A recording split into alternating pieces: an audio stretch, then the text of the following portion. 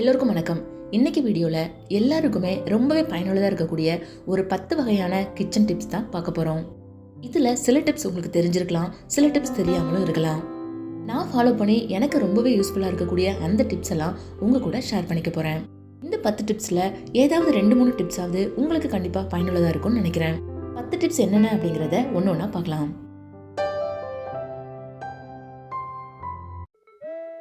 This is Joy and welcome to Taste with Joy.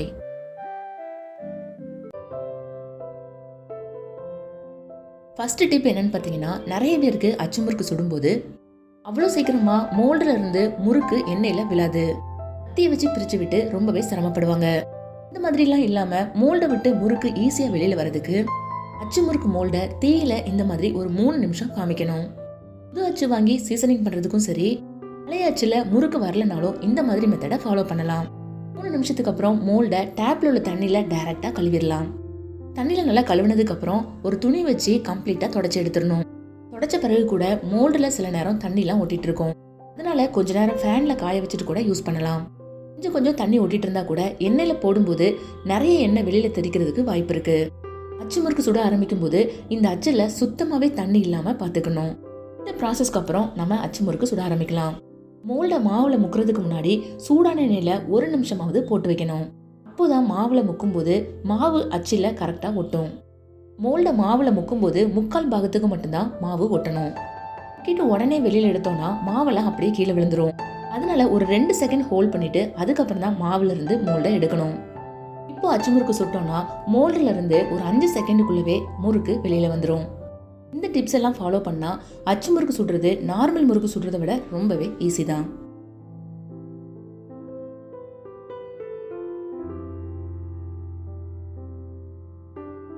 அடுத்த tip, நிலக்கடலையை எப்படி ஈஸியா உரிக்கிறது அப்படிங்கறத பார்க்கலாம். பொதுவா நிலக்கடலை உரிக்கும் போது வீடு எல்லாமே ரொம்பவே தூசியாகும். அந்த மாதிரி பிரச்சனை தவிர்க்கிறதுக்கு ஒரு டவல்ல நிலக்கடலையை கொட்டிட்டு இந்த மாதிரி கிரஷ் பண்ணிக்கலாம்.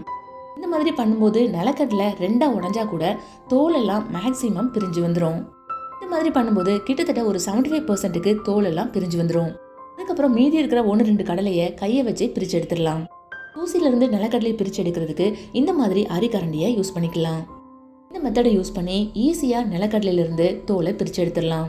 ஆனா பாதியா இருக்கக்கூடிய ஒரு சில நிலக்கடலை இந்த ஓட்ட வழியே கீழே விழும். அதை நம்ம கையை வச்சு பொறுக்கி எடுத்துக்கலாம். இந்த மெத்தட் ஃபாலோ பண்றதுனால டவலை விட்டு தூசி எங்கேயுமே போகாது. டவல்ல இருக்கக்கூடிய தூசியை ஈஸியா ரிமூவ் பண்ணிடலாம். வீடு ஃபுல்லா குப்பையாகாம இந்த முறையை பயன்படுத்தி நிலக்கடலையோட தோலை உரிச்சு எடுக்கலாம்.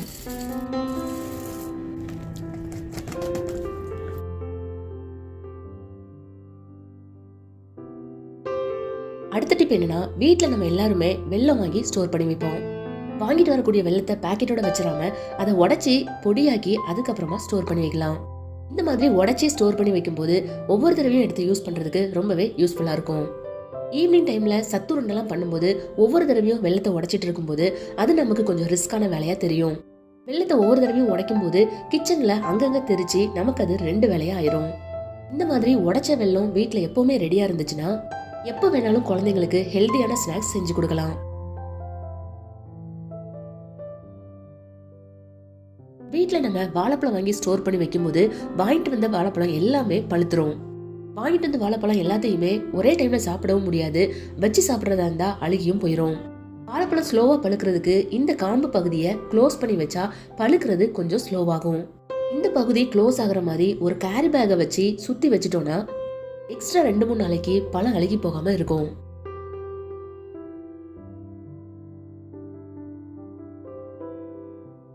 அடுத்ததா நம்ம பல்கா வாங்கிட்டு வரக்கூடிய கொத்தமல்லி, கருவேப்பிலை எல்லாத்தையும் எப்படி அழுகி போகாம வாடி போகாம நீண்ட நாள் பாதுகாத்துக்கலாம் அப்படிங்கறத தான் பார்க்க போறோம்.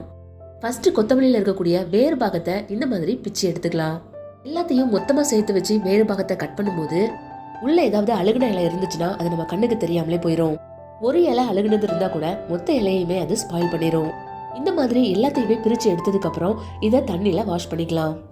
இலையில ஒட்டிட்டு இருக்கிற மண்ணெல்லாம் போற அளவுக்கு வாஷ் பண்ணிட்டு இதை ஒரு ஸ்ட்ரெயினருக்கு மாத்திரலாம். இந்த மாதிரி ஸ்ட்ரெயினர்ல ஒரு 10-15 நிமிஷம் போட்டு வச்சோம்னா அதுல இருக்க தண்ணி எல்லாமே வடிஞ்சிரும். இதே மெத்தட்ல கருவேப்பிலையும் கழுவிக்கலாம். அதே மாதிரி புதினாவை கூட கழுவிக்கலாம்.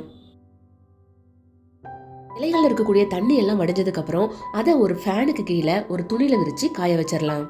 துணியில காய வைக்கும் போது இலையில இருக்கக்கூடிய ஈரப்பதத்தை எல்லாம் அப்சர்வ் பண்ணிரும். 1 மணி நேரம் இந்த மாதிரி ஃபேன்ல காய வச்சுட்டு அதுக்கப்புறமா எடுத்து நம்ம ஸ்டோர் பண்ணிக்கலாம். இதுல முக்கியமா பார்க்க வேண்டியது என்ன அப்படின்னா, கொஞ்சம் கூட இலையில ஈரத்தன்மை இருக்கக்கூடாது. ஏதாவது ஒரு இலையில ஈரம் இருந்துச்சுன்னா கூட அதை நம்ம ஸ்டோர் பண்ணும்போது எல்லா இலையையுமே அழுக வச்சிரும். கொத்தமல்லியை இப்படியே ஸ்டோர் பண்ணி வைக்கலாம், அப்படி இல்லைன்னா பொடிசா கட் பண்ணி கூட ஸ்டோர் பண்ணி வைக்கலாம். என்னை பொறுத்த வரைக்கும் நான் எப்பவுமே இந்த மாதிரி பொடிசா கட் பண்ணி தான் ஸ்டோர் பண்ணி வைப்பேன். இந்த மாதிரி ஸ்டோர் பண்ணி ஃப்ரிட்ஜில் வச்சுட்டோம்னா ஒரு வாரம் ஃபுல்லாகவே ஃப்ரெஷ்ஷாக இருக்கும். வார நாட்களில் வேலையை சீக்கிரம் முடிச்சுட்டு வேலைக்கு போகிறவங்களா இருந்தாலும் சரி, குழந்தைங்களை ஸ்கூலுக்கு அனுப்புகிறவங்களா இருந்தாலும் சரி, இந்த டிப் ரொம்பவே யூஸ்ஃபுல்லாக இருக்கும்.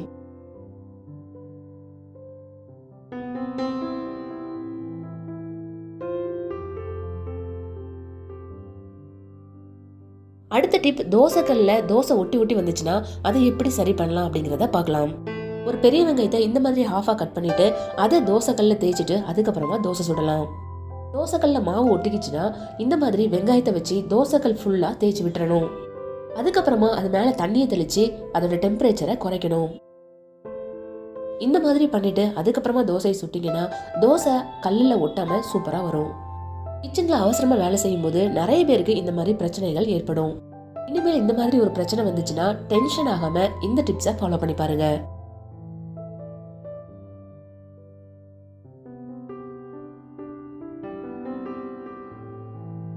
தோசைக்கல்ல மாவு ஒட்டிக்கிச்சுன்னா அதுக்கப்புறம் அதை சரி பண்றதுக்கு சில விஷயங்களை ஃபாலோ பண்றோம்.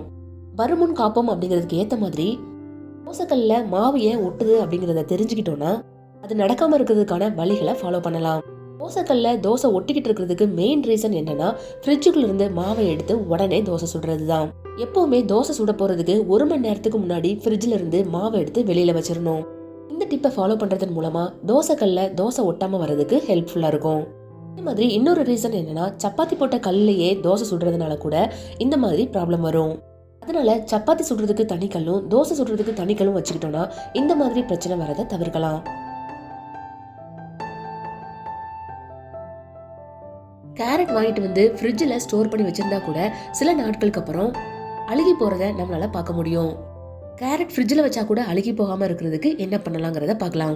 டாப்ல இருக்கக்கூடிய இந்த பார்ட் தான் கேரட் அழுகி போறதுக்கு ஒரு முக்கியமான ரீசன். கடையில இருந்து கேரட் வாங்கிட்டு வந்ததும் அதோட தலை பாகத்தையும் வால் பாகத்தையும் இந்த மாதிரி கட் பண்ணி எடுத்துடலாம். மெயினா நம்ம கட் பண்ண வேண்டியது மேல இருக்கக்கூடிய பகுதியை தான். கொஞ்சம் நீட்டா இருக்கட்டுமே அப்படிங்கிறதுக்காக வால் பாகத்தையும் வெட்டிடுறோம். இதுக்கப்புறம் நீங்க ஃப்ரிட்ஜில் எப்படி ஸ்டோர் பண்ணி வைப்பீங்களோ அதே மாதிரி ஸ்டோர் பண்ணி வச்சீங்கன்னா 1 வாரத்துக்கு கேரட் ஃப்ரெஷ்ஷாவே இருக்கும்.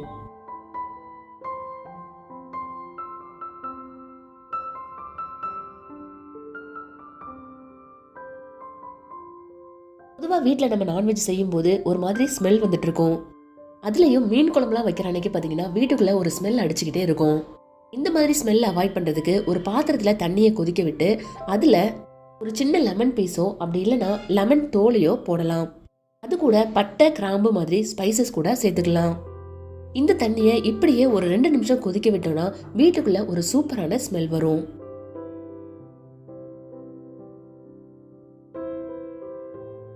அடுத்த டிப் என்னன்னா, சப்பாத்தி சாஃப்டா வரதுக்கு என்ன பண்ணலாம் அப்படிங்கறத தான் பார்க்க போறோம். சப்பாத்தி நல்லா வரணும்னா கோதுமை மாவை கடையில வாங்குறத விட்டுட்டு வீட்லயே நம்ம ப்ரிப்பேர் பண்ணலாம். கோதுமையை வாங்கிட்டு வந்து அதை நல்லா கழுவிட்டு மொட்டை மாடியில ஒரு நாள் ஃபுல்லா அடிக்கிற வெயில்ல காய வைக்கணும். நல்லா காஞ்சதுக்கு அப்புறம் மிஷின்ல கொடுத்து அரைச்சி இந்த மாதிரி ஸ்டோர் பண்ணி வச்சுக்கலாம். மாவு பிசையும் போது நிறைய பேர் அதுல பால் ஊத்துவாங்க, எண்ணெய் ஊத்துவாங்க, சக்கரை போடுவாங்க, அந்த மாதிரி நிறைய விஷயங்கள் பண்ணுவாங்க. ஆனா என்னை பொறுத்த வரைக்கும் உப்பு மட்டும் போட்டு தண்ணியில பிசைஞ்சாலே சப்பாத்தி ரொம்பவே சூப்பரா வரும். கோதுமையை வெயில்ல நல்லா காய வச்சு அரைச்சிட்டோம் அப்படின்னாலே சப்பாத்தி சூப்பரா வரும். சப்பாத்தி மாவை பிசையும் போது ஒரு 15 நிமிஷமாவது பிசையணும். மாவு பிசைஞ்சதுக்கு அப்புறம் காத்து போகாம ஒரு பாக்ஸ்ல போட்டு மூடி வச்சுட்டு 1/2 மணி நேரத்துல இருந்து 1 மணி நேரம் கழிச்சு எடுத்து நம்ம சப்பாத்தி சுட்டோம்னா சப்பாத்தி ரொம்பவே சாஃப்டா வரும். ஸ்கூலுக்குலாம் சப்பாத்தி கொடுத்து விடுறோம் அப்படின்னா நெய் போட்டு சுட்டு கொடுக்கலாம். அந்த மாதிரி நெய் போட்டு சுடும்போது மத்தியானம் சாப்பிடும்போது சப்பாத்தி காஞ்சி போகாம சூப்பரா இருக்கும். இந்த வீடியோ உங்களுக்கு ரொம்பவே யூஸ்ஃபுல்லா இருக்கும்னு நினைக்கிறேன். இந்த டிப்ஸ்ல எந்த டிப் உங்களுக்கு இன்ட்ரெஸ்டிங்கா இருக்கு அப்படிங்கறத கமெண்ட் பண்ணுங்க. இன்னொரு இன்ட்ரெஸ்டிங்கான வீடியோல மீட் பண்ணலாம்.